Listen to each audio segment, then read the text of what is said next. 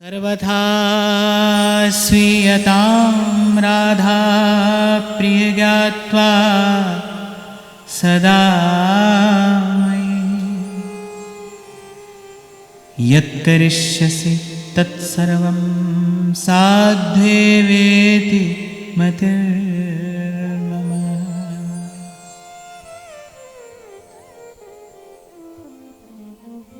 अपने हृदय की आरती, अपने हृदय की पीड़ा, वेदना प्रभु से निवेदन करके पुनः पुनः कहते हैं कि हे राधावर, हे मुरलीधर, हम कहीं ना कहीं भीतर से ये जानते हैं कि आपने हमें स्वीकार किया है, आपने हमें अंगीकार किया है, और आपका स्वभाव ऐसा है कि आप एक बार स्वीकार करते हैं तो फिर त्याग नहीं करते, फिर पालन करते हैं, रक्षण करते हैं।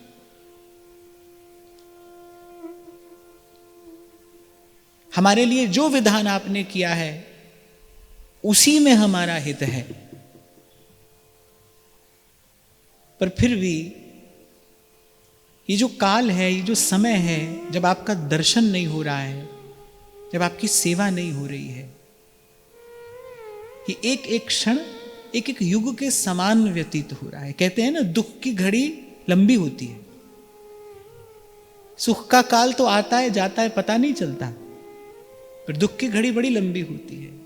तो हे नाथ, ये जो आपसे दूरी हो गई है, जो वियोग हो गया है हमें आपका, हम जानते हैं भीतर कहीं ना कहीं हमें आधार है इस बात का कि आप हमारा त्याग नहीं करेंगे।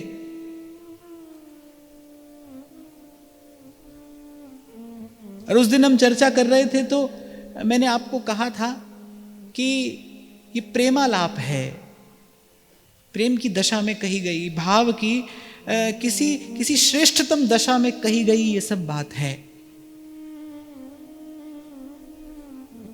इसमें कोई क्रम नहीं है, इसमें कोई संख्या नहीं है। आपको मैंने एक उदाहरण दिया था, आपको स्मरण हो तो, कोई कभी बहुत व्याकुल हृदय हो, किसी से मिलने की बहुत इच्छा हो और वो हमारे अनुकूल ना हो, तो कैसे मन छटपटाता है ना। व्यक्ति कभी उठता है, कभी बैठता है, कभी सोता है, कभी जगता है, भोजन करने बैठता है तो भोजन की इच्छा नहीं है, कहीं भी किसी भी स्थिति में किसी भी कार्य में मन नहीं लग रहा है, नहीं रुच रहा है। और फिर संतों ने तो अपने अनुभव से कहा ही है, धरत है पग और परत है कितहूं, सुधि नाही धन धाम की, जाहि लागी लगन घनश्याम की। तो कुछ ऐसी ही दशा है। कह भी रहे हैं, फिर कह रहे हैं बार बार, अब आपसे क्या कहें, बार बार कह रहे हैं कि प्रभु हमारी ओर देखिए, हमारा पालन करिए, हमारा रक्षण करिए, हमारा त्याग मत करिए। और फिर कह रहे हैं कि हृदय से हम जानते हैं आप हमारा त्याग नहीं करेंगे, आपका स्वभाव ऐसा है। फिर कह रहे हैं आप हमारा त्याग मत करिए। ये वस्तुतः क्या है? इसीलिए मैंने आपको कहा था ये प्रेमालाप है। इसीलिए प्रथम दिन मैंने आपको निवेदन किया था कि कोई प्रवचन उपदेश का विषय नहीं है, केवल इन शब्दों को सुन लेना ही, केवल इन शब्दों को कह देना ही हृदय में किसी माधुर्य को घोलने वाला है।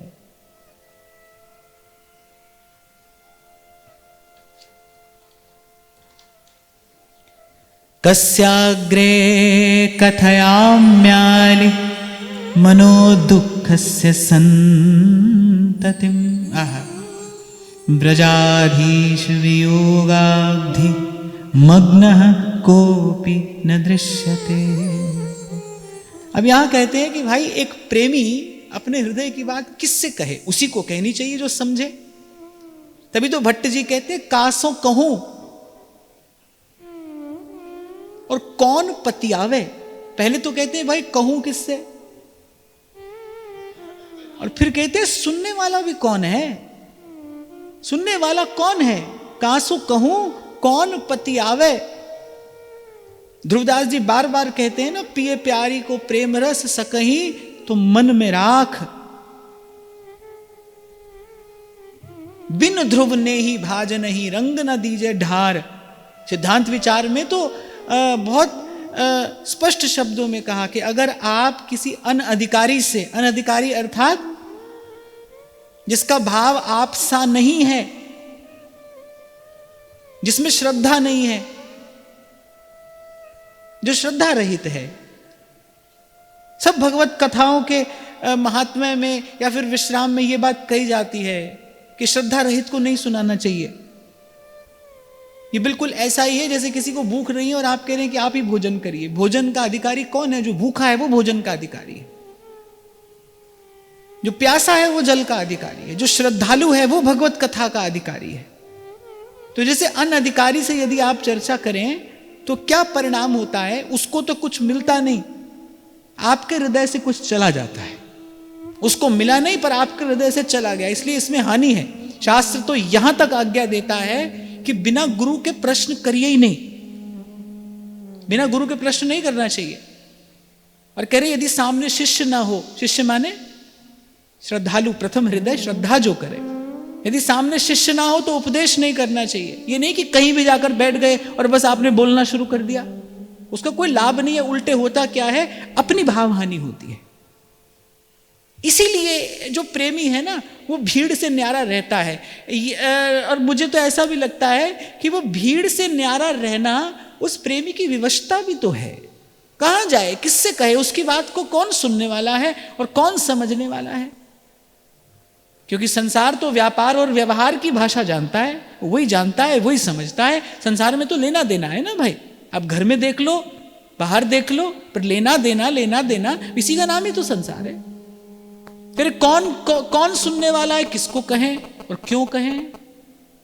तब कह रहे हैं कस्याग्रे कथयाम्यालि मनो दुःखस्य संततिम। मैं अपने हृदय का जो दुख है किससे जाकर कहूं? जिसको कभी आपका वियोग व्यापा होगा वही तो मेरी पीड़ा समझेगा। यहां आचार्य चरण कह रहे हैं कि प्रभु, जिसको कभी इस प्रकार आपकी विरह जन्य वेदना का अनुभव हुआ होगा वही तो मेरी बात समझेगा। तभी श्री रसिक प्रीतम जी कहते हैं, रसिक प्रीतम हित चित की बातें गिरिधर जी सो कहिए। जो कहना हो इन्हीं से कहिए, यही सुनेंगे, यही समझेंगे। और मैं कहता हूं कि भाई उसी को तो सुनाने का लाभ है जो आपका समाधान कर सके। अपना दुख किसको सुनाया जाए? जो दुख का निवारण कर सके। समस्या का समाधान जो न कर सके उसको समस्या बताने का लाभ क्या है? तभी तो संत कहते हैं, विचार कर कहते हैं, जो आप अपना दुख रोते हो संसार के सन्मुख, क्या कर सकता है संसार? संसार तो हंसी करता है, उपहास करता है।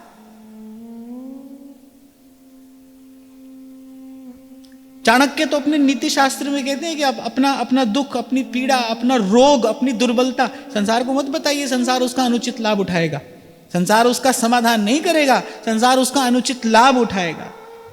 हृदय की पीड़ा तो करुणा निधान के चरणों में ही कहनी चाहिए। अपना दुख तो प्रभु के ही चरणों में कहिए,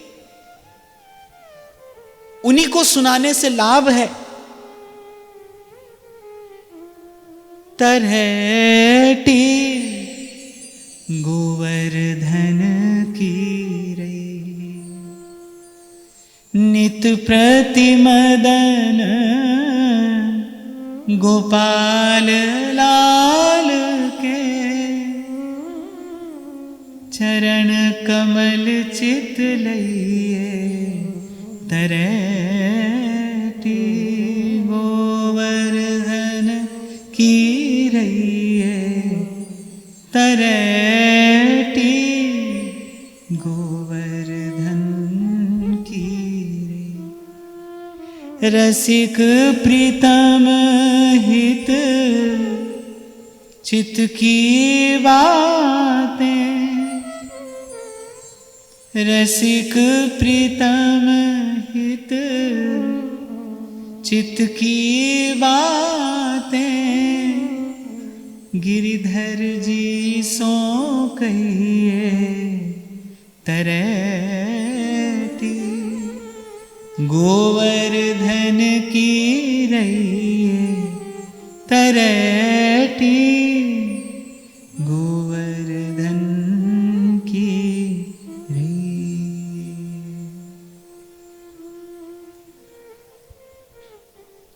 नानक यह विपत्ति में एक टेक रघुनाथ।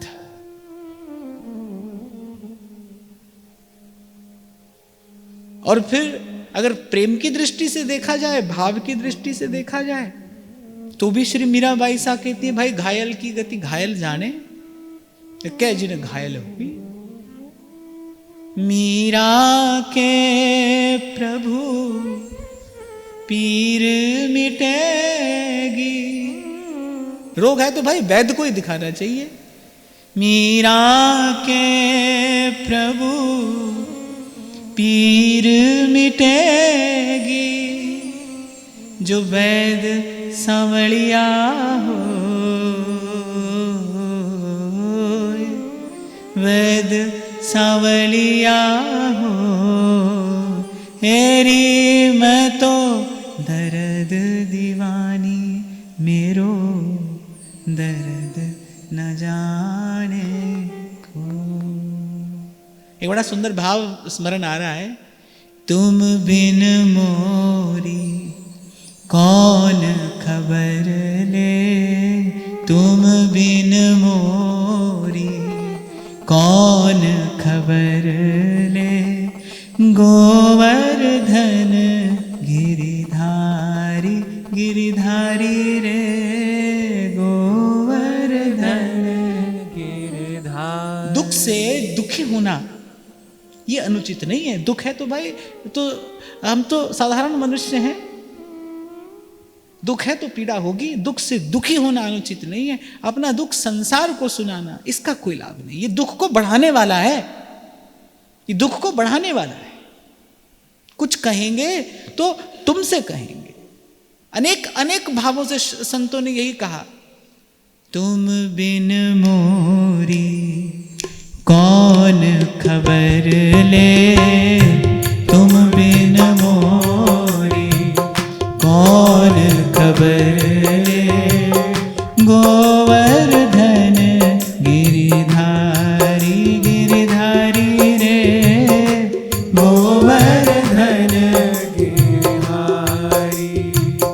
तुम बिन मोरी कौन खबर ले, तुम बिन मोरी कौन खबर ले।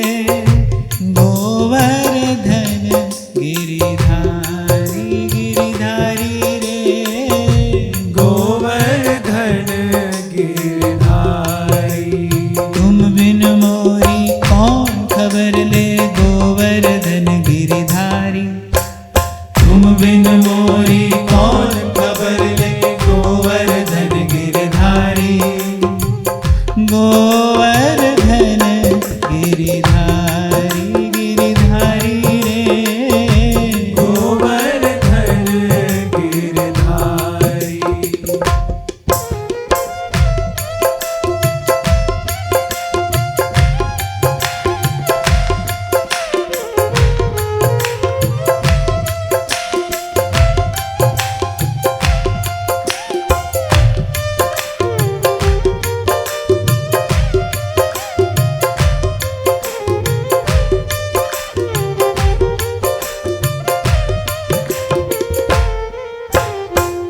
मोर मुकुट पीतांबर सोहे, मोर मुकुट पीतांबर सोहे। कुंडल की छवि नारी, बलिहारी रे, कुंडल की छवि नारी, बलिहारी रे। कुंडल की छवि नारी,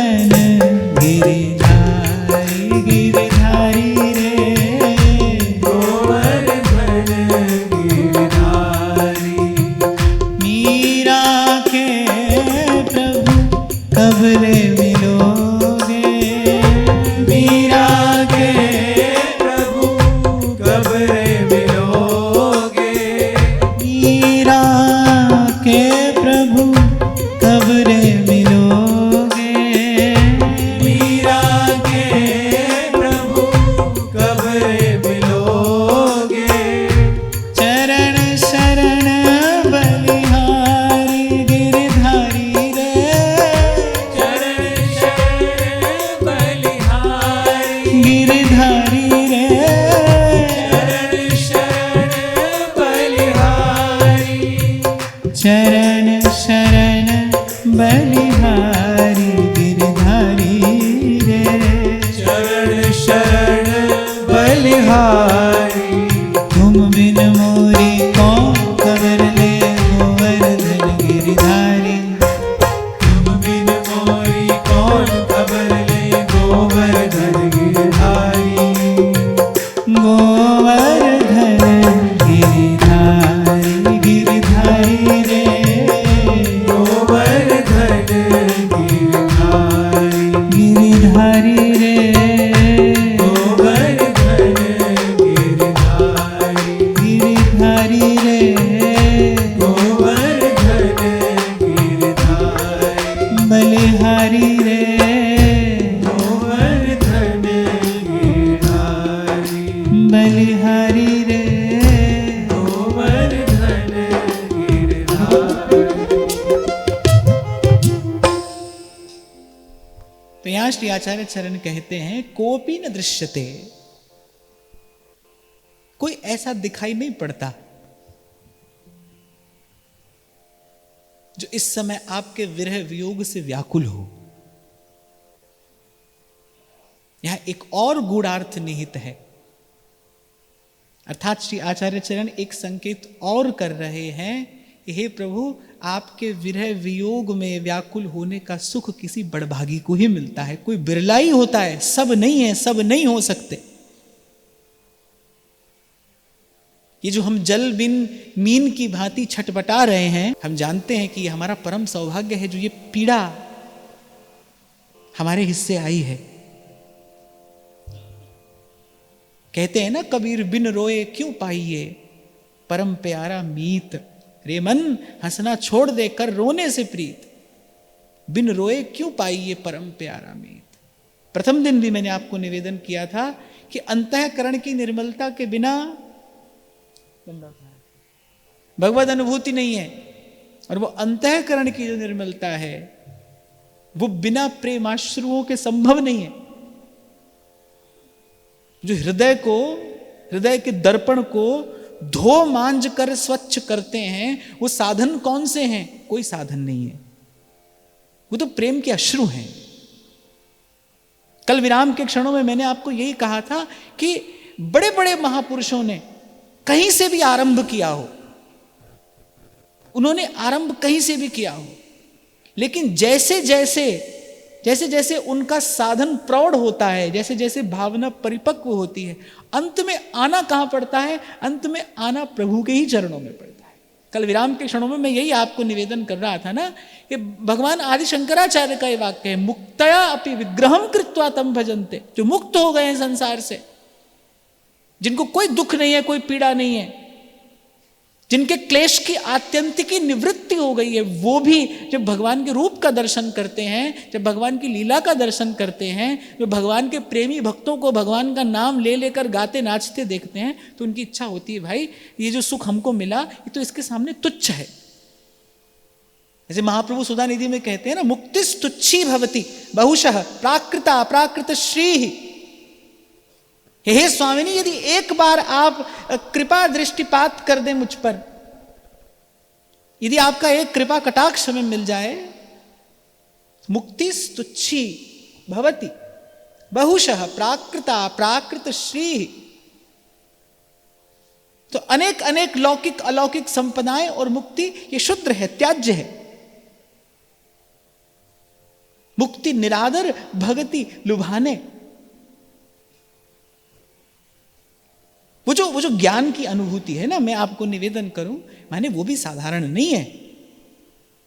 यम नियम आसन प्राणायाम प्रत्याहार धारणा ध्यान के बाद वो जो योगी समाधि प्राप्त करता है वो कोई साधारण बात नहीं है। उसके लिए भी अनेक अनेक जन्मों का संचित पुण्य चाहिए। वहां तक पहुंचना भी कोई साधारण बात नहीं है।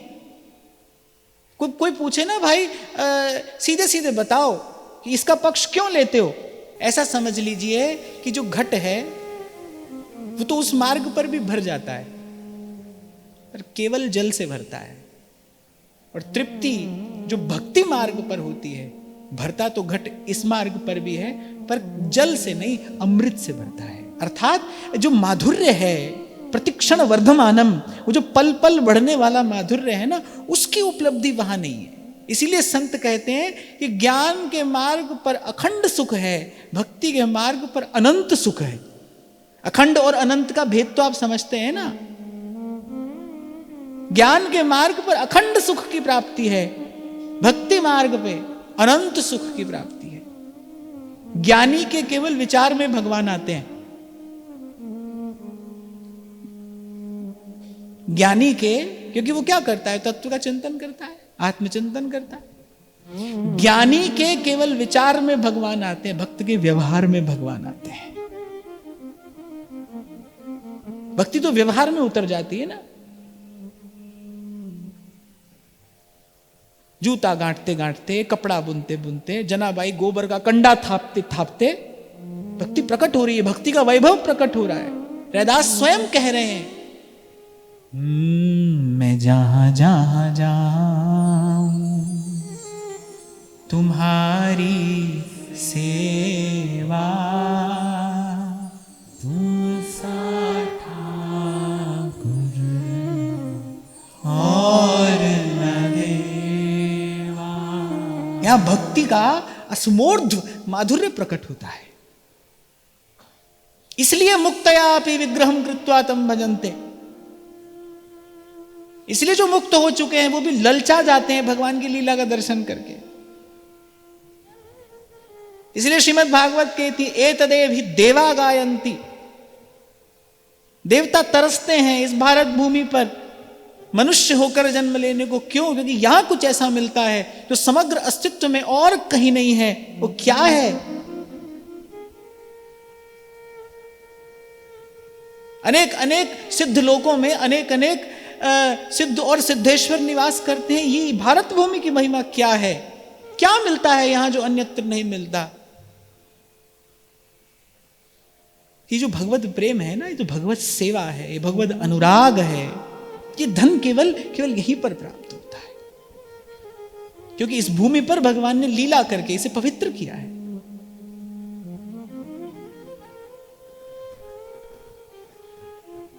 तो कहते हैं नाथ हम जानते हैं कि ये जो दुख है इसके समान कोई और सुख नहीं है, ये बड़े भाग्य से हमें मिला है। और मैं तो आपको पहले ही निवेदन कर चुका कि ये तो प्रेमालाप है। एक बार कहेंगे, कहने का लाभ क्या है, पर फिर कहेंगे। प्रेम में ऐसा ही तो होता है, प्रेम में ऐसा ही तो होता है। प्रेम में कोई विचार थोड़ी होता है। प्रेम में तो बात कहना क्या चाह रहे हैं और बात निकल क्या रही है, वाणी गदगद हो जाती है, क्या से क्या कह दिया जाता है प्रेम में। जब प्रेम का उन्माद चढ़ता है, जैसे कबीर कह रहे ना, मदवा पी गई बिन तोले, बिन तोले सुरत कलारी भई मतवारी, मदवा पी गई बिन तोले।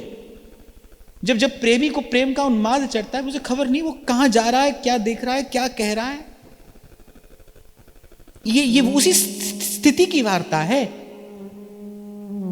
इसीलिए इन शब्दों का चयन किया मैंने थोड़ी चर्चा करने के लिए, क्योंकि ये शब्द हृदय को पवित्र करने वाले हैं।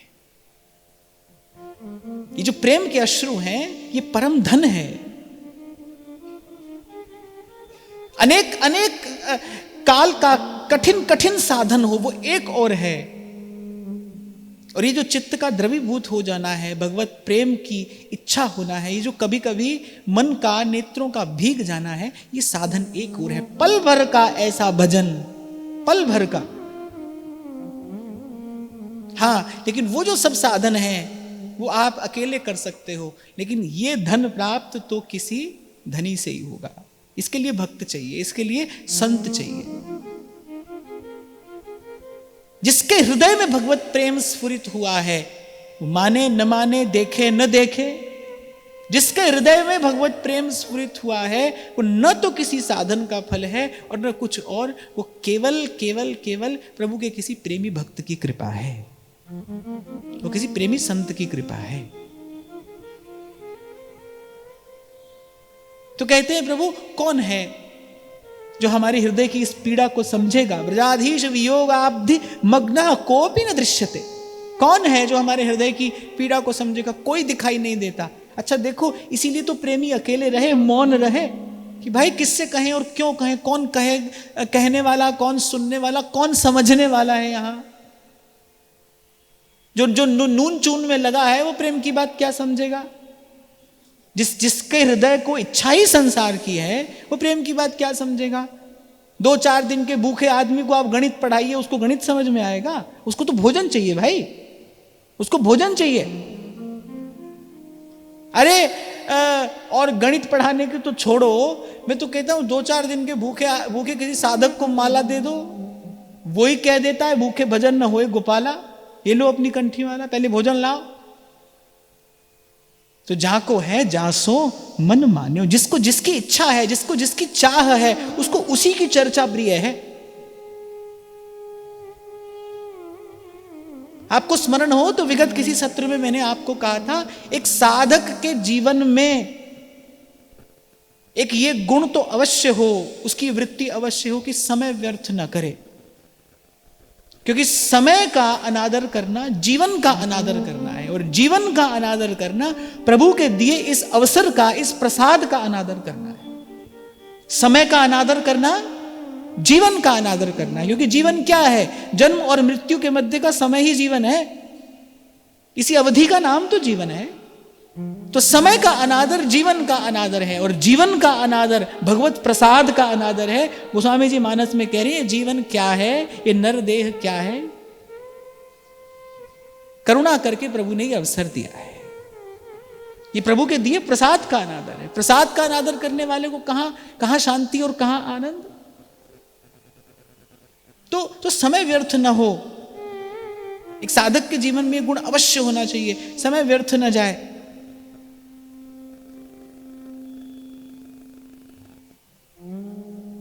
संसार की चर्चा यदि आप कहते या सुनते हैं तो इसका बड़ा सीधा सा स्पष्ट अर्थ है कि हमारे भीतर संसार की इच्छा है। नहीं होती, संसार की चाह नहीं होगी तो संसार की चर्चा कभी रुचिकर नहीं लगेगी।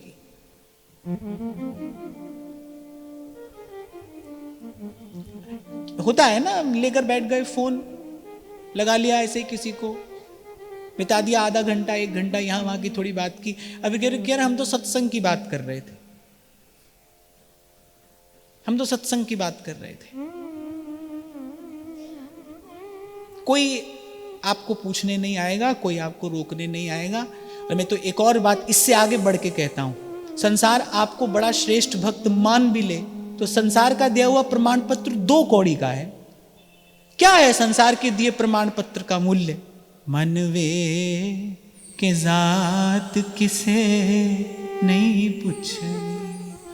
जिन्होंने सारी पृथ्वी से स्वर्ण के प्रमाण पत्र अर्जित कर लिए, आकर सब अंततः जमुना जी में ही तो बहाना पड़ा। भाई इससे तो कोई काम बना नहीं। संसार आपको भक्त मान भी ले, संसार आपको योग्य मान ले, विद्वान मान ले, उससे कोई प्रयोजन सिद्ध होता है? नहीं सिद्ध होता है। इसीलिए अनेक बार मैं आपको कहता हूं, भाई अपने प्रति ईमानदार रहना है, जो करना है अपने लिए करना है। ध्यान रखना, आपके द्वारा बनेगा तो अपना कुछ बनेगा, बिगड़ेगा तो अपना कुछ बिगड़ेगा। जो करना है अपने लिए ही करना है भाई, किसी के लिए नहीं करना है। अब अपने आप को निरीक्षण करते रहना है, अपना विश्लेषण करते रहना है। अगर अच्छी लग रही है संसार की चर्चा, अब ऐसा तो है नहीं कि भाई बिना अच्छी लगे आप कहीं बैठेंगे, बैठे तो मतलब अच्छी लग रही है। यदि वो जो संसार की वार्ता कहने सुनने में आपका समय जा रहा है तो इसका मतलब वो आपको रुचिकर है। और क्यों रुचिकर है? क्योंकि भीतर कहीं संसार की इच्छा है। कल भी मैंने आपको कहा था, शायद आपको स्मरण हो, कि ऐसी किसी वस्तु को उठा लेने का नाम प्रेम होना नहीं है। प्रेम की अवस्था तक तो अनेक भूमिकाओं को पार करके पहुंचा जाता है। और उसमें एक भूमिका है अनर्थ निवृत्ति, अर्थात जो भी भजन के बाधक तत्व हैं उन सब से आपकी स्वतः अरुचि हो जाए।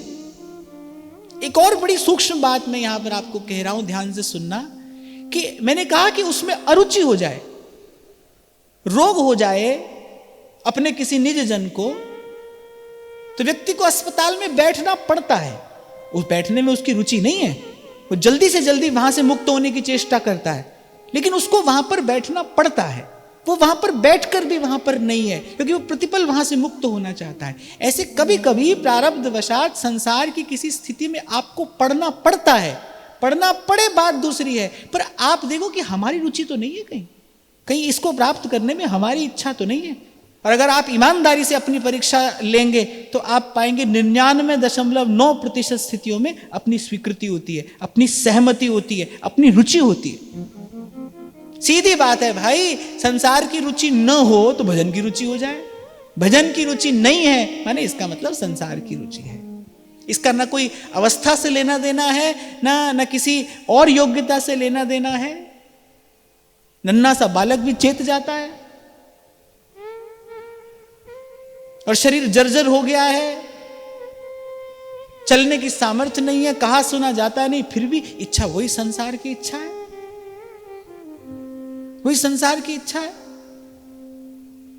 नाती पोते और खिलाते खिलाते कई कई बरस निकल जाते हैं। यही तो भगवान की दुरत्यता माया है।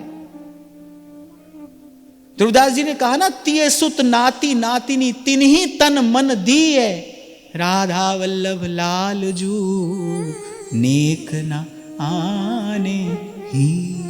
यही आश्चर्य देखकर तो संतों को दया आती है भाई, कि देखो ये कितना मूढ़ जीव है, मायाबद्ध जीव की क्या दशा है। देखो ये कैसे संसार के गर्त में पड़ा है, इसकी निकलने की भी इच्छा नहीं है। पुनरपि जन्मम पुनरपि मरणम, वही आज जो आपके पास है ना, पता नहीं आपके पास कितनी बार ये था। बड़े लोग कहते हैं ना, वही पिसे पिसाए को पीसना, ये सब ये वही तो है। कभी कम था कभी अधिक था, पर था, सदा से था। पंचम स्कंद में भगवान ऋषभ देव जब अपने पुत्रों को उपदेश करते हैं, वो कह रहे भाई ये सब कुकर सुकर को भी मिलता है। जो हमारे पास में है भगवत भक्ति के अतिरिक्त, भजन के भाव के अतिरिक्त, बोले सब कुकर सुकर के पास में भी है, बार बार मिलता है, बार बार मिलेगा। पर महामोह तम पुंज, ये महामोह का अंधकार है। इसीलिए महाप्रभु कह रहे हैं दुरंत मोह। ये मोह कैसा है? दुर माने इसका अंत होने को आता ही नहीं, आता ही नहीं जन्म जन्म में, बल्कि ये मोह का जो अंधेरा है, मोहांधकार जो है, और गाढ़ा होता चला जा रहा है, और गाढ़ा होता चला जा रहा है।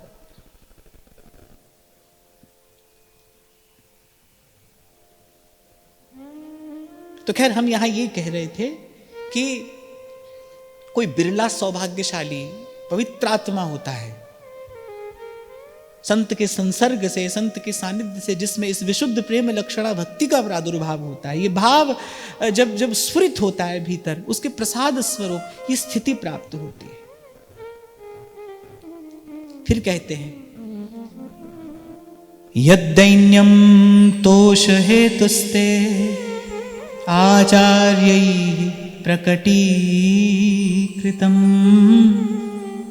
विना साधन संपत्तिम तेन मे स्थिरम मनः। फिर कहते हैं आपकी प्रसन्नता का कारणभूत जो दैन्य है, जो हमारे आचार्य चरणों ने हमें बताया है, सिखाया है। महाप्रभु ने श्री व्यास जी को किस बात की शिक्षा दी? श्याम श्यामा पद कमल संगी सिर नायो, माने जो प्रेम के अवतरण का हेतु है वो तो दैन्य ही है। सरल से शब्दों में मैं बता रहा हूं कि सब सीख के, पढ़ के, जान के, करके, भाई सीधी बात है, ऐंठ गई कि नहीं गई। कहावत है ना, आप लोग कहते हो रस्सी जल जाती है पर बल नहीं जाता। कहते हैं ना लोग बोलचाल की भाषा में, रस्सी जल गई मगर बल नहीं गया। ये दशा तो सभी की है। शरीर जर्जर हो जाता है, कामना नहीं मरती, मन का अभिमान नहीं जाता, व्यक्ति जितना वृद्ध होता चला जाता है शरीर से, उसको सम्मान की अपेक्षा उतनी बढ़ती जाती है कि नहीं बढ़ती जाती है? ये तो प्रकृति की व्यवस्था है भाई, वृद्ध व्यक्ति का सम्मान करो, करना चाहिए। पर जो वृद्ध व्यक्ति होता है ना, आप देखो उसकी जो सम्मान पाने की लालसा है वो और बढ़ती चली जाती है। परिवार के जन यदि जरा सी उसकी अनदेखी कर दें तो उसको बड़ी असह्य पीड़ा होती है, जबकि संसार की कामना निवृत्त हो जानी चाहिए। पहले हमारे यहां यही तो व्यवस्था थी। जीवन का कुछ काल ऐसा था जब कोई ब्रह्मचर्य का पालन करेगा, फिर ब्रह्मचर्य से शक्ति संचित करके, शक्ति अर्जित करके वो गृहस्थ में प्रवेश करेगा। पर गृहस्थ में ही प्रवेश करके मर नहीं जाएगा, गृहस्थ से वो वानप्रस्थ की ओर चलेगा। वानप्रस्थ अर्थात धीरे धीरे संसार के उन सब संबंधों से अपने आप को मुक्त करना आरंभ कर देना, माने वन की ओर देखना आरंभ कर दिया। पर एक समय ऐसा आएगा जब जब जब संन्यास आश्रम को ग्रहण किया जाएगा, माने बड़े बड़े चक्रवर्ती राजा इंद्र तुल्य अपने वैभव को एक एक रात में छोड़कर बस चल दिए, किसी को बताया नहीं कहां जा रहे हैं, किस दिशा में जा रहे हैं, बस उठे और छोड़कर चल दिए। तो मैं तो कभी कभी विचार करता हूं, भाई ये तो ऐसा देश है, हमारे ऋषि मुनियों ने तो ऐसी सुंदर परंपरा, ऐसी सुंदर व्यवस्था हमें दी कि यहां जन्म लेने वाला तो प्रत्येक व्यक्ति अंत में सन्यासी हो ही जाता था, प्रत्येक व्यक्ति अंत में सन्यासी हो जाता था। आज तो स्थिति बड़ी खराब है, होती जा रही है और आगे होती चली जाएगी। ये युग का धर्म है कि जैसे जैसे अवस्था बढ़ती चली जाती है, आप देखो वो संसार की कामना लिप्सा और बढ़ती चली जाती है। माफ करना, मैंने देखा है ऐसा कि वृद्ध व्यक्ति होता है ना, उसको रसना का स्वाद जो है और बढ़ जाता है। उसका अवस्था के कारण रोग घेर लेता है, वैद्य कहता है नहीं खाना है, वो बार बार चोरी छिपे उसी को खाता है, उसी को खाने की इच्छा होती है। और यही स्थिति अन्य इंद्रियों की भी है। तभी तो पितामह भीष्म महाराज युधिष्ठिर से कहते हैं कि युधिष्ठिर, वृद्धावस्था में इंद्रियों का निग्रह और अधिक कठिन हो जाता है। इसीलिए आपको स्मरण हो तो कभी मैंने आपको यहीं से निवेदन किया था, वृद्धावस्था में भजन कौन करेगा? जो युवावस्था में सदा रहेगा। युवावस्था में कौन सदा रहेगा? जो बाल्यावस्था में संस्कार से युक्त हो जाएगा। और बाल्यावस्था किसकी संस्कारी होगी? जिसकी जननी संस्कारी होगी, जिसकी माता संस्कारी होगी। मैं माता पिता न कहकर माता कह रहा हूं, क्योंकि केवल माता का संस्कारी होना पर्याप्त है। पिता संस्कारी हो, माता न हो तो बात नहीं बनेगी। अनेक अनेक प्रमाण हैं पुराणों में, पिता संस्कारी है पर माता नहीं है तो बात नहीं बनेगी। पिता भले असुरवत है, पर यदि माता भक्त है तो बालक संस्कारी होगा। इसीलिए मैंने कहा कि बाल्यावस्था में कौन भजन करेगा? जिसकी जननी संस्कारी होगी, जिसकी माता बालक को संस्कार देगी। सारा जीवन संसार के कीचड़ में लटपट होने के बाद फिर उस अवस्था में जाकर माला उठाने का कोई लाभ नहीं होता। ये तो बिल्कुल ऐसा है जैसे कोई प्यास लगने पर कुआं खोदे। ये तो बिल्कुल ऐसा ही है, कोई प्यास लगने पर कुआं खोदे। ऐसी एक घटना मेरे देखने में आई, तो आसपास घटने वाली घटनाओं से कुछ सीखने को मिलता है ना। एक व्यक्ति ने कहा अपने माता पिता से कि अब तो आपको तीर्थ में जाकर रहना चाहिए, अब तो आपको थोड़ा तीर्थ में जाकर भजन साधन करना चाहिए। वो माता पिता रुष्ट हो गए। आजकल की संतान देखो ऐसी है, वृद्ध माता पिता को घर से निकालना चाहती है। अब वो तो प्रसन्न जाना चाहिए था, और सच्ची बात भी यही है, अच्छी बात भी यही है, पर क्रोध आ गया। देखो आजकल की संतान कैसी है, सेवा नहीं करना चाहते ना, इसीलिए वृद्ध माता पिता को घर से निकालना चाहते हैं। जो व्यक्ति ये बात कह रहा है, वस्तुतः उसकी स्थिति क्या है? क्योंकि वो वहीं पड़े रहना चाहता है, वो वहां से नहीं हटना हिलना चाहता है। क्यों मृत्यु के समय अपार पीड़ा होती? क्योंकि ये जो जीव है, ये शरीर को छोड़ना नहीं चाहता, इसीलिए तो ऐसी पीड़ा, ऐसी दुर्दशा होती है। खैर, ये तो थोड़ा सा विषयांतर हो गया, पर चलो बात आई तो फिर से स्मरण कर लेना चाहिए। भाई, भजन करने का सबसे शुभ समय अभी है, अभी से ही आरंभ करिए। आप जहां हैं जहां तक आ गए वहां तक तो आ गए, पर अब और विलंब मत करिए। हरि पद भज न विलंब कर, महाप्रभु कहते हैं न विलंब कर, अब और देर मत करिए। पीछे तो मत देखिए, पर अब और विलंब भी मत करिए। तो यहां आचार्य चरण कह ये रहे हैं कि आपकी प्रसन्नता का कारणभूत दैन्य है, विनम्रता है, विनय है। यद्दैन्यम तोष हेतुस्ते आचार्यैः प्रकटीकृतम् विना साधन संपत्तिम तेन मेस्ति स्थिरम मनः। फिर कहते हैं कि हमने अपने आचार्यों से ये सुना है, सीखा है कि आपकी प्रसन्नता का कारण दैन्य है, दीन पर आपकी कृपा होती है, और वो दैन्य हम में है। फिर आगे कहीं पर कहेंगे कि हम में दैन्य का लेश मात्र भी नहीं। यहां कह रहे हैं वो दैन्य हम में है, पर कैसे है? एक दैन्य आता है भजन के कारण। बोले नहीं आप ये मत समझिएगा कि वो भजन जन्य दैन्य हम में है। बोले हमने वस्तुतः कुछ किया ही नहीं है, हमारे पास हमने कोई साधन वस्तुतः किया ही नहीं है। एक व्यक्ति तो अपने शील से कहता है भाई नहीं मुझे कुछ नहीं आता है। विद्वान लोग होते हैं ना, जो वस्तुतः विद्वान होते हैं, वो ऐसे मत प्रलाप नहीं करते, यहां वहां जाकर कहीं पर भी जाकर बोलना आरंभ कर दे ना। जो वस्तुतः विद्वान होगा वो मौन रहेगा, आवश्यकता पड़ने पर बोलेगा, आवश्यकता से कम बोलेगा। जो वस्तुतः विद्वान होता है वो आवश्यकता पड़ने पर बोलेगा और आवश्यकता से थोड़ा कम ही बोलेगा, अधिक नहीं बोलेगा। तो यहां जो आचार्य चरण कह रहे हैं वो कह रहे हैं कि प्रभु हम में वो साधन जन्य दैन्य नहीं है, हम तो आपको वस्तु स्थिति बता रहे हैं। भाई हमने सच में कुछ किया ही नहीं, कोई भजन साधन हमने किया ही नहीं। अब जैसे ये स्थिति को ऐसे समझो, एक बहुत बड़ा व्यक्ति है, माने बहुत बड़ा सेठ है, संपन्न है, श्री संपन्न है, धन संपन्न है, लेकिन वो ये मानता है कि भाई ये सब हमारे पूर्वजों की कृपा है, ये सब गुरुजनों की कृपा है। तो वो होने के कारण भी उसमें कोई अभिमान नहीं। यद्यपि ऐसा दर्शन दुर्लभ होता है, प्रभुता पाए काय मद नाही, ऐसा दर्शन दुर्लभ होता है। पर मैंने कहा कि मान लीजिए एक स्थिति में, आपको समझाने के लिए मैं बता रहा हूं कि एक व्यक्ति है जो धन संपन्न है लेकिन वो विनम्र है, क्योंकि वो ये जानता है कि भाई ये हमने नहीं कमाया, ये तो बड़े लोगों का आशीर्वाद है, गुरुजनों की कृपा है, तो वो विनम्र है। पर एक है जिसके पास वस्तुतः कुछ है ही नहीं, भाई उसको तो हाथ जोड़ना ही पड़ेगा ना, उसके पास कोई साधन ही नहीं है, उसके पास तो सच में ही कुछ नहीं, वो बेचारा करेगा क्या? वो तो बेचारा हाथ ही जोड़ेगा। तो ये कह रही है, जो हम आपसे कह रहे हैं ना, ये दैन्य उक्ति है, ये वो साधन जन्य दैन्य नहीं है। माने ये वो नहीं है जो एक सेठ आदमी विनम्र होने पर कहता है हम तो भाई हैं ही दरिद्र, हम तो अभावग्रस्त ही हैं, हम तो याचक ही हैं, हम तो आपके द्वार के भिक्षुक ही हैं, हमारा तो आपकी कृपा के बिना कोई और अवलंब है ही नहीं। हमारा कल्याण तो जब होगा, आज हो जाए या 100,000 जन्म के बाद हो जाए, हमारा कल्याण तो प्रभु आपकी कृपा से ही होगा। नागरिया की सुधरेगी जब अखियां इतही ढरेंगी।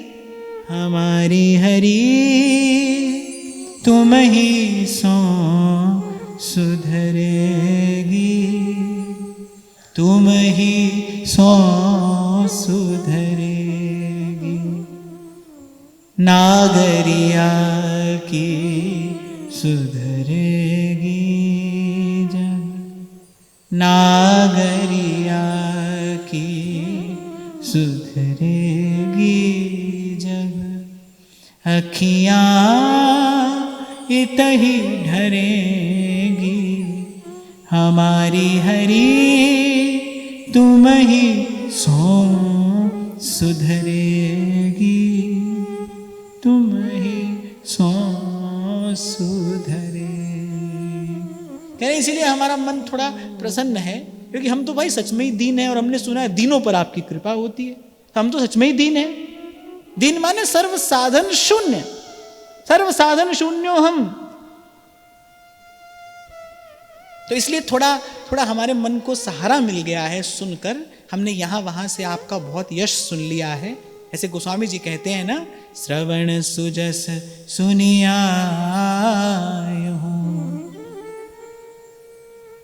श्रवण सुजस सुनियायो,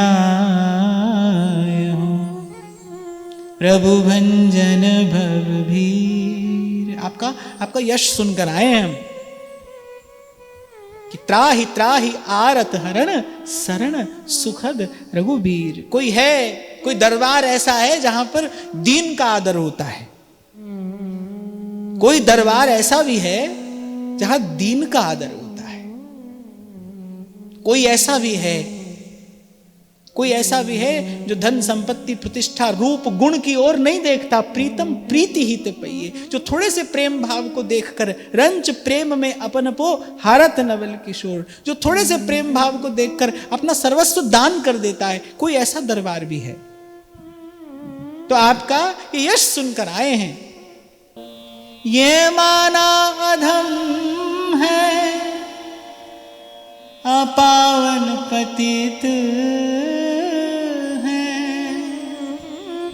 ये माना अधम है अपावन पतित है, जैसे भी है भगवन है पर तुम्हारे, पतितों को पावन, पतितों को पावन है करते कृपा निधि। देखो भक्त कवि हैं, क्या कहते हैं, पतितों को पावन, पतितों को पावन है करते कृपा निधि, कि ये पाप है इस सुजस के सहारे, अगर नाथ देखोगे अब गुण हमारे, तो हम कैसे भव से लगेंगे किनारे, अगर नाथ देखोगे। और हम तो भाई ये बात कह ही सकते हैं, क्योंकि हम में तो ना कोई गुण है न साधन है, सब अंग गुणहीन है, सर्व साधनहीन है। पर देखो अस प्रभु छाड़ी भजहि जे आना, ते नर पशु बिन पूछ समान। कोई ऐसा दरबार भी है, उसके बाद भी यदि आप हम संसार की ओर देखें तो इससे बड़ा दुर्भाग्य और क्या है। कोई ऐसा दरबार है जहां न धन की आवश्यकता है, न बल की, न रूप की, न गुण की, न साधन की। आप जैसे हैं बस यथावत चले जाइए। और हम कैसे हैं, सर्व साधन शून्यो हम। ये हम ऐसे हैं, सर्व साधन शून्य हो, बस ऐसे आप चले जाइए। पर भाई बड़ा दुष्ट है ना ये मन, बड़ा दुष्ट है, बड़ा दुष्ट है। सीखते सीखते नहीं सीखता, समझते समझते नहीं समझता, और चलते चलते कहीं और चल देता है, जैसे खोटे तुरंग की। जैसे खोटे तुरंग की, खोटा घोड़ा होता है ना, माने अड़ियल घोड़ा, कहां से कहां चलता है, कहां से कहां, ऐसा मन है। तो हे प्रभु, बार बार, अनेक बार, हर बार बस आप ही की ओर देख रहे हैं, आपके स्वभाव का विचार कर रहे हैं, और आपकी कृपा दृष्टि की अभिलाषा लिए आपके द्वार पर खड़े हैं। पतितों को पावन, पतितों को पावन है करते कृपा निधि, कि ये पाप है इस सुजस के सहारे, अगर नाथ देखोगे जो अवगुण हमारे, तो हम कैसे भव से लगेंगे किनारे, अगर नाथ देखो। त्वद्दर्शनादृते नूनं दिनानीमानि हृत्पते, वृथा यान्ति त्वदीयस्य नाथ त्वं दर्शयान्तिकम्। बड़ी गंभीर बात कह रहे हैं, सुनने में साधारण सी लगती है कि ये दिन आपकी सेवा के बिना व्यर्थ जा रहे हैं। इस बात का हमें बड़ा कष्ट है, हमारा कष्ट दूर करिए। अभी जो आपको एक छोटा सा भाव मैंने निवेदन किया कि साधक के जीवन में समय व्यर्थ ना हो, यहां कह रहे हैं, हे प्रभु हम जानते हैं, आपने ही हमसे कह दिया है कि समय आने पर मेघ बरसेंगे, अर्थात आपसे हमें आश्वासन मिल गया है कि ये जो घटना घटी है ये तो कुछ काल के लिए है, अर्थात हमें अंततः आपकी सेवा मिलेगी, हमें आपके चरण कमल मिलेंगे। पर कहते हैं कि हमारे कष्ट का कारण क्या है? आपके दर्शन के बिना, आपकी सेवा के बिना ये जो दिन है ना, ये व्यर्थ जा रहे हैं। तुलसीदास जी कहते हैं ना, 100 दिन लेखे जिन लिखो, वृथा अकारथ जात, वृंदावन ते अनत ही जेतिक द्यौस विहात, ते दिन लेखे जिन लिखो। पहले भी मैंने आपको 1-2 बार ये प्रसंग सुनाया, मुझे बड़ा प्रिय लगता है कि जब श्री रघुनाथ जी अहिल्या का उद्धार करके, धनुष भंग करके, जगदम्बा जानकी से विवाह करके पुनः अयोध्या लौटे,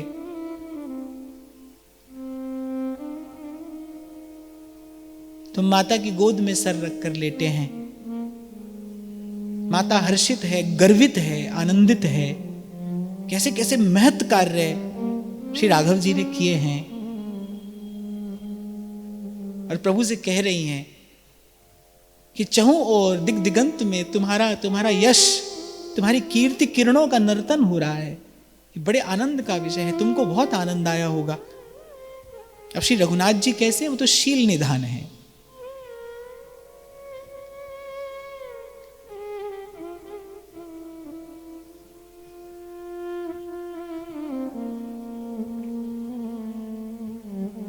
तो माता के मुख से प्रशंसा सुन के प्रभु थोड़ा सकुचा जाते हैं। ये शील है। सेवक जी महाराज कहते हैं, मान मान अपमान सम, ये शील है। माता पिता, गुरुजनों, श्रेष्ठ जनों के मुख से प्रशंसा सुन के फूला नहीं जाता है। यदि कोई शीलवान होगा तो वो संकुचित हो जाएगा, क्योंकि वो ये जानता है कि जिस कारण से मेरी प्रशंसा हो रही है वो कारण इन्हीं गुरुजनों का आशीर्वाद है। जिस कारण से मेरी प्रशंसा हो रही है वो कारण मेरी संपत्ति नहीं है, वो मेरा गुण नहीं है, वो गुरुजनों का आशीर्वाद है। ये मैं नहीं हूं, ये तो गुरुजनों की कृपा है जिसने महत् कार्य कराया है। और फिर वो तो मर्यादा पुरुषोत्तम है, वो तो एक एक पग पर मर्यादा की प्रतिष्ठा करने के लिए ही अवतरित हुए हैं। माता के मुख से अपनी प्रशंसा सुनकर श्री रघुनाथ जी थोड़ा सकुचा जाते हैं और मान लो विषय बदल देना चाहते हैं और कह रहे हैं, हे अम्ब मेरी छोड़िए, आप बताइए जब हम यहां नहीं थे आपकी कैसी स्थिति थी। ये सुनते ही तो माता के कोमल कर कमल कंपित हो गए। वो जो श्री रघुनाथ जी के केशों को सहला रही थी, माता के कर कमल कंपित हो गए, नेत्रों से अविरल अश्रु धारा बह निकली, वक्षस्थल भीग गया। और माता केवल इतना ही कह पाए कि राम, जीवन तो वही है जो तुम्हारे साथ है, तुम्हारे संग है। तुम्हारे बिना जीवन का क्या अर्थ है? तुम्हारे बिना जीवन जीवन नहीं है। इसलिए हमसे मत पूछो कि वो दिन कैसे थे। मैं उनका पुनः स्मरण नहीं करना चाहती, मैं उन्हें पुनः याद नहीं करना चाहती कि वो दिन कैसे थे। दिन तो वही, जीवन तो वही जो तुम्हारे साथ है, तुम्हारे संग है। यहां श्री आचार्य चरण की यही हृदय की स्थिति है। कह रहे नाथ, आपने हमें आश्वासन दे दिया है कि आपकी सेवा हमें मिल जाएगी, पर प्रभु ये जो कुछ दिन है ना, ये कुछ दिन भी हम धीरज धारण नहीं कर पा रहे। और भाई भक्ति ऐसी है, तद विस्मरणम परम व्याकुलते, ये कुछ दिन भी हम नहीं धारण कर पा रहे हैं। ये जो आपके वियोग में ये जो कठिन काल हमारे सामने खड़ा है, एक एक क्षण युग के समान व्यतीत हो रहा है। आपके लिए कहना सरल है प्रभु, आचार्य चरण कहते हैं, आपके लिए कहना सरल है प्रभु। क्यों? हमसे तुमको बहुत है, तुम सा हमको नाय। और बस यहाँ यही बात निवेदन कर रहे हैं, स्वामी मोहे न बिसारियो, लाख लोग मिल जाए, हमसे तुमको बहुत है, तुम सा हमको नाय। वृथायान्ति त्वदीयस्य नाथ त्वं दर्शयान्तिकम्। इसलिए हे नाथ, ये जो मैं आपकी हूं, अच्छा बार बार प्रभु को स्मरण दिला रहे, प्रभु हम आपके हैं, आप मारो या तारो पर हम आपके हैं। एकमात्र आपके चरण कमल ही हमारा आश्रय है, आप ही हमारा जीवन है, जीवन धारण भी आप ही के लिए किया है, आपके हैं, आपके हैं। उस दिन में मैं आपको कह रहा था ना, संतों ने अपने सारे जीवन की साधना बस इसी एक पंक्ति को कहकर आपको मुझे प्रदान कर दी कि हे मेरे नाथ, मैं आपको भूलूं नहीं, मैं आपसे दूर न रहूं, आप मुझसे दूर न रहें। हे नाथ, मैं आपको भूलूं नहीं, आपकी विस्मृति ना हो। सारे प्रपंच की जड़ क्या है, सारे दुखों का मूल क्या है, ये जो भगवत संबंध की विस्मृति है, यही तो सारे प्रपंच का मूल है।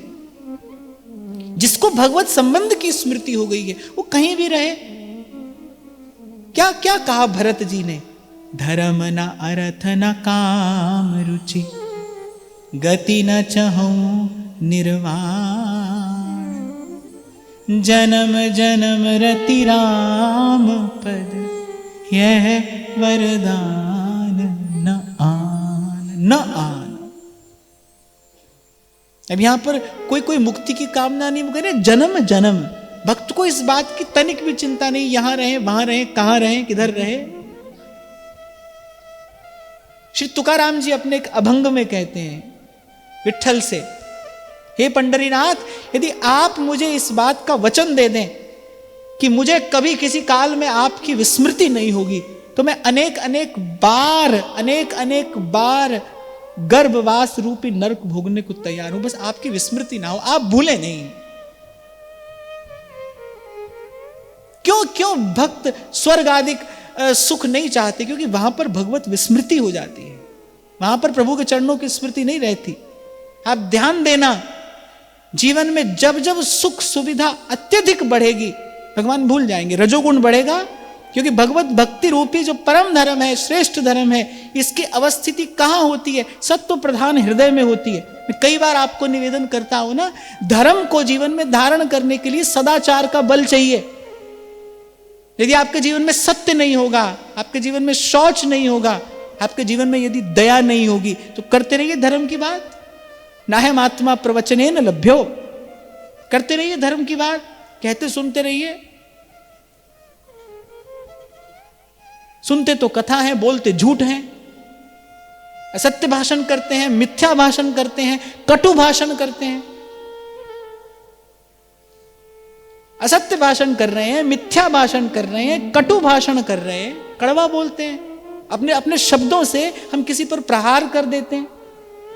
अब साधारण सदाचार भी जीवन में नहीं है, शिष्टाचार जीवन में नहीं है, करते रहिए धर्म की बड़ी बड़ी बातें। मैं हूं या आप हो, कोई भी हो, धर्म सत्व प्रधान हृदय में रहता है, स्थिर रहता है। और हम तो कोई और धर्म जानते नहीं।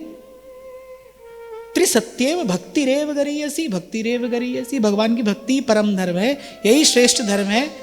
और ये किसी व्यक्ति का व्यक्तिगत मत नहीं है, श्रीमद् भागवत का आदेश है। अकामः सर्व कामो वा मोक्ष काम उदारधीः तीव्रेण भक्ति योगेन भजेत पुरुषम परम। कोई सकाम हो, निष्काम हो, मुक्तिकामी हो, ज्ञानी हो, बद्ध हो, कोई भी हो, तीव्रेण भक्ति योगेन भजेत पुरुषम परम। तो पीड़ा का कारण क्या है कि ये जीवन आपके बिना व्यर्थ जा रहा है, ये हमसे सहन नहीं हो रहा, ये हमें सह्य नहीं है। आपके बिना जीवन किस काम का।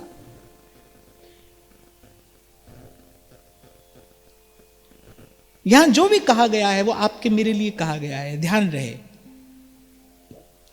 इसमें संदेश भी है, इसमें आदेश भी है, इसमें संकेत भी है, सब आपके मेरे लिए कहा जा रहा है। यहां कह रहे हैं भाई कैसी भी स्थिति हो, यत्र यत्र मम जन्म कर्म वीर नारकेत परमे पदे थवा राधिका रति निकुंज मंडली तत्र तत्र हृदय में विराजताम। आपकी सेवा के बिना नहीं रहना, आपकी सेवा के बिना नहीं रहना। द्वितीय दिन की चर्चा में मैंने आपको निवेदन किया था, जिसको सेवा का सुख मिलेगा उसकी दर्शन से भी कहीं अधिक आसक्ति सेवा में होगी। भाई दर्शन भी आपका हो नहीं हो, पर आपकी सेवा मिले, सेवा, जिसको सेवा का सुख मिला है, जिसने भगवत सेवा करके सेवा का सुख पाया है, वो जानता है। इसीलिए हमारे श्री हितजू ने सब साधनों का सार स्वरूप सेवा आपको मुझे प्रसाद स्वरूप दिया। सार वेद विधि उद्धरी, ज्ञान कर्म व्रत धर्म भक्ति किंकर किए।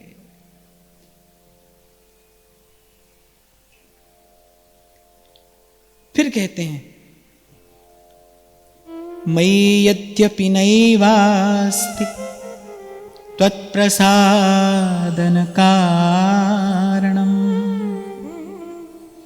तथापि स्वीकृतं दैन्यं मत्वा कार्या कृपा। तो प्रभु यद्यपि हम किसी भी प्रकार से आपको प्रसन्न नहीं कर सकते, पर चूंकि आप दीनानाथ हैं तो अपने नाम को सार्थक करिए। चूंकि आप पतित पावन हैं तो अपने नाम को सार्थक करिए। हमारे दैन्य की ओर देखकर हम पर कृपा करिए। एक उदार व्यक्ति जाड़े में कंबल बांटने निकलता है तो वो नाम पता देखकर थोड़ी देता है, वो तो देखता है जिसको आवश्यकता है उसको देता है। जो शीत के मारे कांप रहा है वो उसका अधिकारी है, वो उसको देता है। तो कह रहे प्रभु ये मत पूछिए कौन हो, कहां से आए हो, क्योंकि हम दीन हैं, दीनानाथ के दरबार में आ गए हैं। बस यही देखकर, हमारा दैन्य देखकर, हमारी ये दशा देखकर आप हम पर कृपा करिए। और सुना है आप तो उदार हैं। अच्छा, उदार शब्द का अर्थ वस्तुतः क्या अर्थ है आप बताओ? उदार कौन होता है? हाँ, ऊर्ध्वम शक्त्या आसमंतात राति इति उदारः। उदार शब्द का ये वास्तविक अर्थ है कि अगर उसके पास 2 रुपया देने की सामर्थ्य है ना, वो 3 दे रहा है तो उदार है, 2 है और 1 दे रहा है तो उदार नहीं है। इसीलिए मैंने कल परसों शायद चर्चा में कहा था, खाली देने से देना नहीं होता भाई, खाली देने से देना नहीं है। देने में तो बहुत कुछ आता है। दे दिया तो फिर दे दिया, दे देने के बाद न वस्तु की स्मृति रहे, न मैंने दिया है इसकी स्मृति रहे। 5-7 बरस पहले की बात है, मैं मंदिर से निकला दर्शन करके, तो एक माता मुझे मिली, यही जाड़े के दिन थे। तो वो एक दुशाला लेकर आई थी। अब वो वृद्ध थी, तो कभी कभी ऐसी स्थिति भी होती है जहां पर मुझे सामने वाले व्यक्ति को देखकर अपना नियम एक और रखना पड़ता है। अब वो वृद्ध थी, तो उन्होंने कहा ये आपको मुझसे स्वीकार करना ही पड़ेगा, मैं बड़ी दूर से आई हूं। तो इससे पहले मैं हाथ बढ़ाता तो उन्होंने कहा कि इसको आप ही प्रयोग करना। मैंने कहा नहीं, अब मैं मुक्त हूं, अब मैं ना करने में स्वतंत्र हूं, अब नहीं ले सकता हूं मैं। ऐसे नहीं दी जाती है वस्तु। आपने मुझे वस्तु दी, अब वो वस्तु मेरी है, उसको प्रयोग मैं करूं, कूड़ेदान में डालूं, कुछ भी करूं, इससे आपका कोई प्रयोजन नहीं है, वो वस्तु मेरी है। दे देने के बाद भी यदि आपका वस्तु में ममत्व है, आप समझते हैं कि हमारी वस्तु है, अब आप ये मत कहिए हम तो भाव के कारण करें, ना ना, ये भाव नहीं है, कुछ भी भाव नहीं होता। कुछ किसी भी अपने मन की किसी भी वृत्ति को, किसी भी चेष्टा को आप भाव नहीं कह सकते। आप वस्तु दे रहे हैं तो आपने दिया, तो फिर आपने दिया, फिर उसके बाद ना देने का स्मरण रहे ना वस्तु का स्मरण रहे, फिर वो वस्तु मेरी है भाई। तो क्या होता है, संसार का व्यक्ति देकर भी नहीं देता, बोलिए आप ही प्रयोग करना इसको। तो संतों की कृपा से हमने देखा ना भाई, संसार का व्यक्ति देता है तो कैसे देता है। इसीलिए सबकी वस्तु साधु को नहीं लेनी चाहिए, इसीलिए किसी की भी वस्तु लेने का साधु को औचित्य नहीं, किसी की भी वस्तु नहीं लेनी चाहिए। पता नहीं सामने वाला किस भाव से, किस मनोरथ से दे रहा है। और संसार का व्यक्ति तो ऐसा है, वो तो थोड़ी सी वस्तु देकर जाने हृदय में कितने बड़े बड़े मनोरथ सजाए रहता है, इसके बदले में हमें जाने क्या मिल जाएगा। इसीलिए कबीर कहते हैं, रूखी सूखी खा कबीरा और ठंडा पानी पी, देख पराई चूपड़ी मत ललचावे जी। इसीलिए कहा कबीरा, टुकड़ा ग्रस्त का दो दो उंगल दांत। पता नहीं वो देने वाला आपको किस भाव से दे रहा है, उसके कितने मनोरथ होंगे। भाई साधु की सेवा करेंगे तो ये मिलेगा, वो मिलेगा।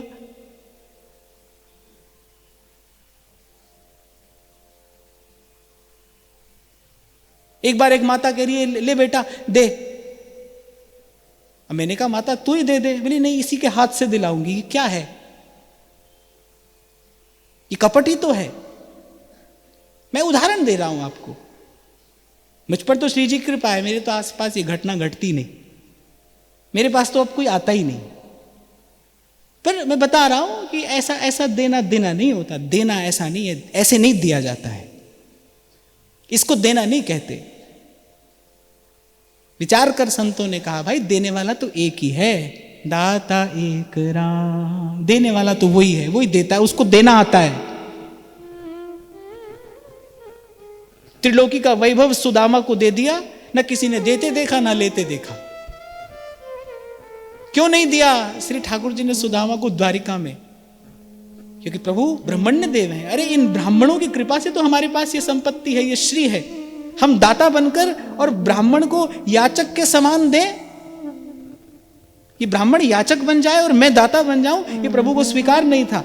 भगवान कहते श्रीमद् भागवत में अनेक अनेक स्थानों पर प्रभु ने कहा भाई ये जो ब्राह्मण है ये तो हमारे इष्ट हैं, इन्हीं की कृपा से, इन्हीं की कृपा से हमारे पास ये ऐश्वर्य है, ये लक्ष्मी है। अभी आपको मैं यही कह रहा था ना, इसको शील कहते हैं। इसीलिए गोस्वामी जी ने कहा शील निधान है भगवान। देते हैं पर जब वो देते हैं तो लेना देना संसार देख नहीं पाता, ना लेने वाले को खबर पड़ती है और ना देने वाला दिखाता है। इसको देना कहते हैं। खैर हम कहीं और आ गए। क्या कह रहा था मैं आपसे?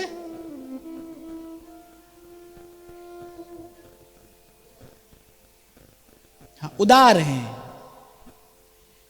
यहां आचार्य चरण ये कह रहे हैं कि आप साधन की ओर मत देखिए, दीन है और दीनानाथ के दरबार में आ गए हैं। बस आप इसी बात का विचार करिए। मैं ये कह रहा था कि जब एक उदार व्यक्ति देने जाता है ना, तो वो परिचय नहीं प्राप्त करता है। जो पात्र है, जो जिसको आवश्यकता है, वो उसको देता है और आगे बढ़ जाता है। ऐसे प्रभु आप हमसे और कुछ मत पूछिए, आप हमसे कुछ और मत पूछिए। बस आप ये देखिए, हम सर्व साधन शून्य दीनहीन आपके दरबार में आप पड़े हैं, गिरे हैं आपके सामने, उठाइए हमें। क्योंकि संतों ने आपका यश यही गाया है, नीच ऊंच करे मेरा गोविंद, नीच ऊंच करे मेरा गोविंद, काहू पे ना डरे ना डरे, काहू पे ना डरे ना डरे,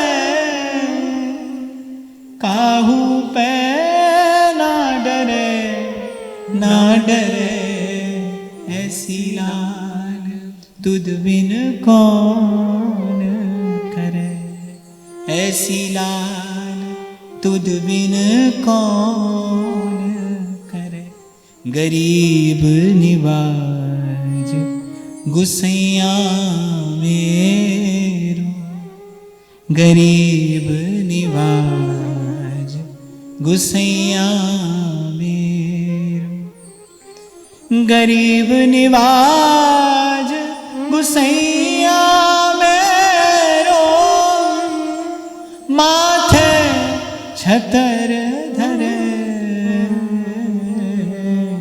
सीलाल तुद बिन कौन करे, सीला तुद बिन कौन करे।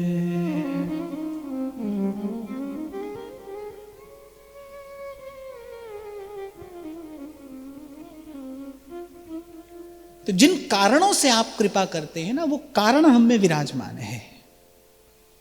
बस उन्हीं कारणों से अहर्निश हम पर कृपा करिए। कहते प्रभु आप अवश्य विचार करते होंगे कि बार बार हमसे कह रहे हैं कि आप ही हमारा जीवन है, आप ही हमारा सर्वस्व है, आपका वियोग जो है हमें सह्य नहीं है। कह रहे हैं कि ये हमें असह्य है और सहन भी कर रहे हैं, माने श्वास भी चल रहे हैं, जीवन भी धारण किया है। कह रहे इसी बात का हमको भी आश्चर्य है, हमको भी इस बात का आश्चर्य है कि किस प्रकार हम जीवन धारण कर रहे हैं। यहाँ गूढ़ार्थ ये निहित है कि प्रभु को ये बता रहे कि प्रभु ये जो एक एक क्षण है ना, ये मृत्यु तुल्य कष्टदायी है। मृत्यु सुखद है, मृत्यु तुल्य कष्ट दुखद है। और ये जो एक एक क्षण है ना, ये मृत्यु तुल्य कष्ट दुखदायी है। हमें बड़ा आश्चर्य है किस प्रकार ये श्वास चल रहे हैं। निश्चित रूप से वो जो आपने हमसे कहा कि समय आने पर जल बरसेगा, केवल उसी आशा में हम जीवन धारण कर रहे हैं, वरना ये जीवन कोई जीवन नहीं है, ये जीवन जीवन नहीं है। अपि जीवित नाथ मन्मनो लुलितं त्वद्वदनं समीक्षितुं व्यथते सततं समुत्सुकं नयमां त्वपदपङ्कजान्तिकम्। और जैसे होता है ना, कभी कोई व्यक्ति अपना अपना दुख बता रहा हो और बताते बताते और हृदय ऐसा भर आता है कि बताते बताते बस वो रुदन करने लगता है। उसने बताना आरंभ किया था और बताते बताते जब उस दुख का थोड़ा सांद्र स्मरण होता है, सघन स्मरण होता है, तो वो बताते बताते हृदय अधीर हो जाता है। माने वो जो धैर्य का बांध उसने बांध रखा था किसी भी प्रकार से, वो धैर्य का बांध टूट जाता है और वो फुट फुट कर रोने लगता है। बस ऐसी ही स्थिति यहां पर हुई है। कह रहे हे जीवन के स्वामी, मंद मुस्कान से युक्त आपके उस मुख चंद्र के दर्शन के बिना ये शून्य जैसे दिन हमारे जा रहे हैं। हे जीवन नाथ, हे जीवन धन, आपके श्रीमुख के दर्शन के लिए हमारा मन अब घबरा रहा है, अर्थात अब हमसे धीरज धारण नहीं किया जा रहा। मोहनी मूरत सांवरी सूरत चंचल नैन विशाल, बसो मोरे नैनन में नंदलाल, बसो मोरे नैनन में नंदलाल, नैनन में नंदलाल। ईदृशः कोपराधोऽस्ति हृदयेश न वेद्म्यहम्, आहा येनान्तराय एतावान् श्रीमुखालोकने मम।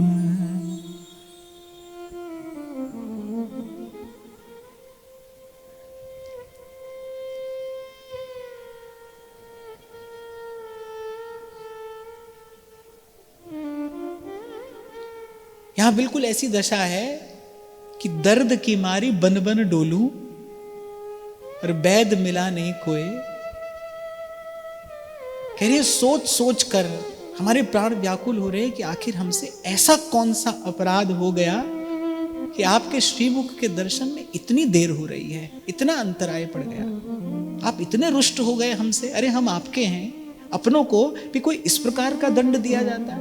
आप इतने रुष्ट हो गए कि आपका दर्शन नहीं हो रहा है। एक गूढ़ अर्थ यहां पर और निहित है, एक और स्थिति का यहां पर दर्शन हो रहा है कि इस समय जब श्री आचार्य चरण श्री गोवर्धन नाथ को लक्ष्य करके ये सब बात कह रहे हैं, इस समय उनकी स्थिति ऐसी है कि वो जहां देख रहे हैं उनको श्री श्रीनाथ जी का ही दर्शन हो रहा है। वो जहां देख रहे हैं उनको श्री श्रीनाथ जी का ही दर्शन हो रहा है। गोपी कहती है ना, इस सांवरो उर में आए गढ़ो, अब सब जग सांवर सांवर बूझे। जहां देखती हूं वो सांवरे का ही दर्शन हो रहा है। तो इस समय श्री आचार्य चरण की भी ऐसी स्थिति है, जहां देख रहे हैं वहां श्री गोवर्धन नाथ का ही दर्शन कर रहे हैं, श्रीनाथ जी का ही दर्शन हो रहा है। पर यह एक और स्थिति का दर्शन हो रहा है ध्यान से देखने पर कि जो प्रेमी है ना, प्रेमी अनन्य भजन न हुई, जो अंतर्यामी भजे मन में। जो प्रेमी है ना, उसका केवल भाव भाव में अनुभव करने से काम नहीं चलता, उसको तो अपना प्रेमास्पद प्रकट चाहिए, प्रत्यक्ष चाहिए, इसको देख सके, इसको दुलरा सके, इसकी सेवा कर सके। यहां ये सूत्र ज्यों का त्यों घटता है जब सेवक जी कह रहे हैं प्रेमी अनन्य, जो अनन्य प्रेमी है। अनन्य प्रेमी अर्थात मनसा वाचा कर्मणा, जिसका धर्म प्रेम ही है, प्रेम ही है। प्रेमी अनन्य भजन न होई, उसका खाली भीतर भीतर बैठे भजन करने से काम नहीं चलेगा। भजन न होई, जो अंतर्यामी भजय मन में। ये जो जगह जगह भक्तों के यहां आप और मैं भक्तों के ठाकुर जी का दर्शन करते हैं ना, ये ठाकुर जी की विवशता है। वो बाध्य हैं भक्तों के पास इस प्रकार सुंदर सुंदर दिव्य दिव्य रूप धारण करके आने के लिए, क्योंकि भाई भक्त को सेवा के बिना चैन नहीं है। ये जो हमारे महाप्रभु जी ने जो प्रकट सेवा आपको मुझे दी, किस बात का विचार करके दी? कालक्षेप कैसे होगा? जब प्रेम की उस अवस्था में, जब प्रेम की उस भूमिका में जीव पहुंचेगा, तो भाई उससे तो सेवा के बिना रहा नहीं जाएगा। काल से, कर्म से, प्रारब्ध से ये शरीर बंधा है। अब मान लो किसी को रहना है 60-70 बरस इस संसार में,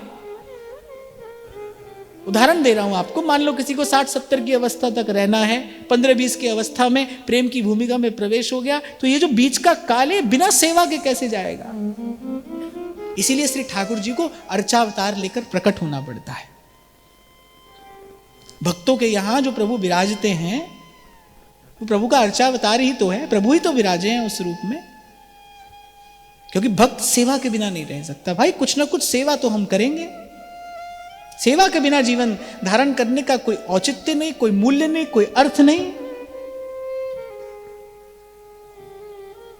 तो कहते हैं नाथ, ऐसा कौन सा अपराध हमसे हुआ, अब और विलंब मत कीजिए और शीघ्र हमको अपने श्री चरणारविंद की सन्निधि प्रदान करिए। हमारे तन मन प्राण शीतल होंगे आपका दर्शन करके और आपकी सेवा करके। आज की वार्ता श्री जी के चरणों में निवेदन करते हैं। महाराज श्री के चरणों में प्रणाम। आप सबके हृदय स्थित प्रभु को, भाव प्रभु को